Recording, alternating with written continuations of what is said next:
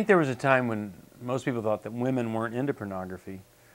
I don't know if it's that they always could have been into it or that society has driven them to it, but just this past year there were 2 cable television channels that were started for women. They're pornography for women.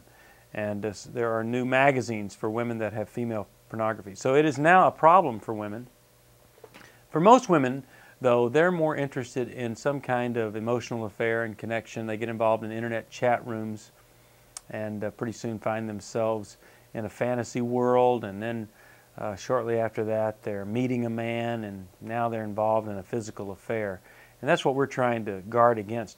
And as Shannon Etheridge says in Every Woman's Battle, it begins with disappointment, where you thought the dream was going to come true, Prince Charming was going to marry you.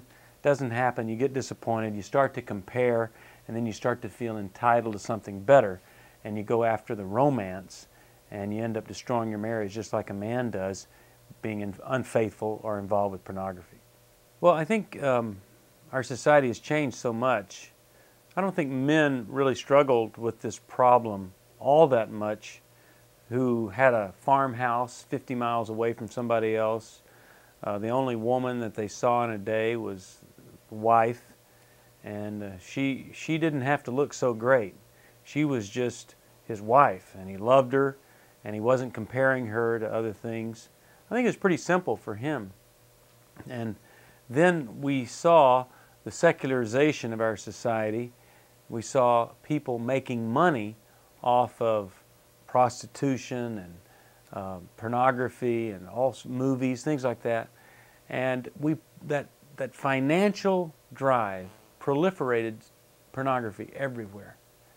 And I think that's how we ended up in this shape, is that a lot of successful people knew that men were weak in this area, and this is how they could make money if they went after them.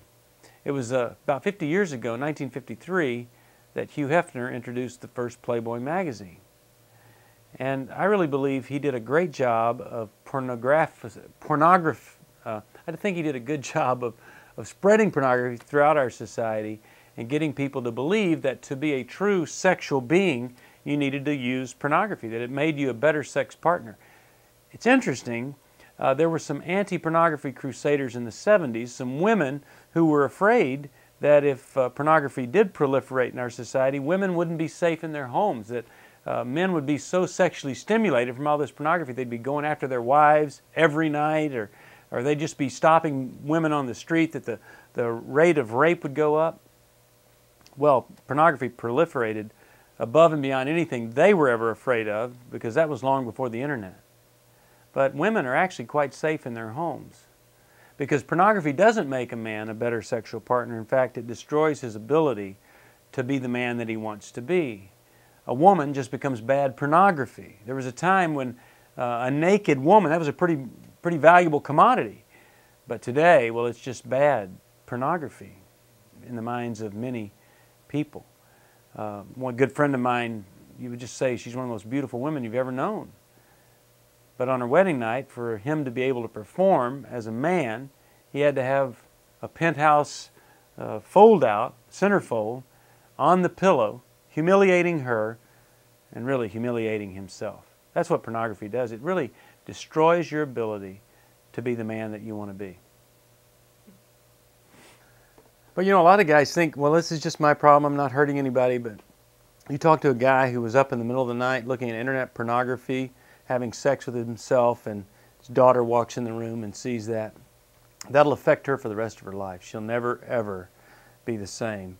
And you talk to the wife who continues to struggle and reaches over in the bed at night frequently, and he's not there because he's up in the night looking at cable television or watching something on the internet. The carnage is pretty severe.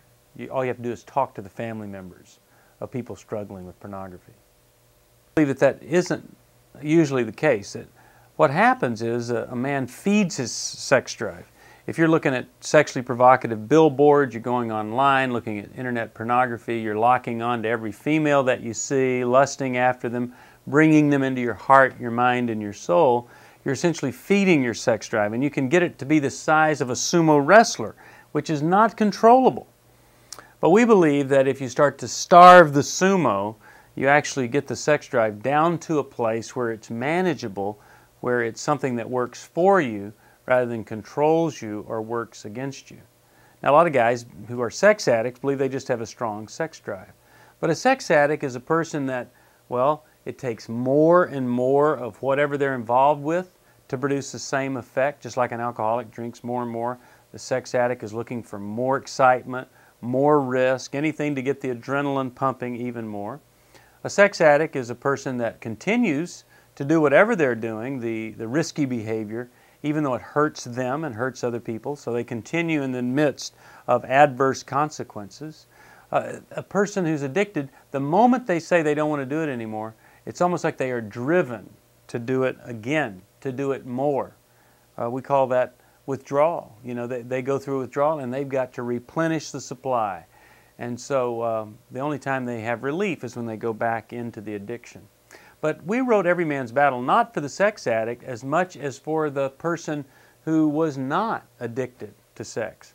There are a lot of different levels of sexual addiction. Over on one end is Ted Bundy, who there was sex and there was rape and there was violence and there was murder all over here. Over here is a sex addict who is looking at Playboy or looking at Victoria's Secret magazine and having sex with himself and kind of separate and distinct and apart from his wife. Well, what we're looking at is somebody that hasn't reached sexual addiction yet. A person who struggles with lust, who struggles with integrity, who struggles with living out the things that they believe in their heart and the things that they want to be committed to. But they can't because their sex drive and their mind and emotion is out of control and their focus on the objects of sex. That's the person that is struggling with lust that we wrote Every Man's Battle for. Now, it works for the sex addict. The things that we wrote there apply to the sex addict also, but it's primarily for the pre-addict, the person who hasn't gotten to the addiction stage yet.